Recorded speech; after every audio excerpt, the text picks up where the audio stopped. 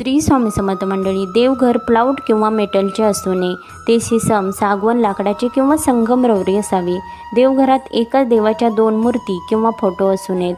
मूर्ती भंगलेल्या, एकदम छोट्या, वेड्यावाकड्या, भांडी वितळून केलेल्या किंवा पोकळ नसाव्यात. ते सुबक, रेखीव, हसऱ्या व भरीव असाव्यात. फोटो जीर्ण झालेले व फाटलेले नसावेत. फ्रेम एकदम जुन्या झालेल्या नसाव्यात.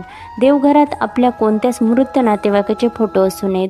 तसेच देवघरात किंवा देव्हाऱ्याच्या ड्रॉवरमध्ये तुटलेल्या वस्तू, चामड्याच्या वस्तू, अपवित्र वस्तू ठेवू नयेत. देवघर टॉयलेटच्या भिंतीवर असू नये. तसेच देवघराच्या समोर टॉयलेट देखील असू नये. देवघर नैऋत्य दिशेस देखील असू नये.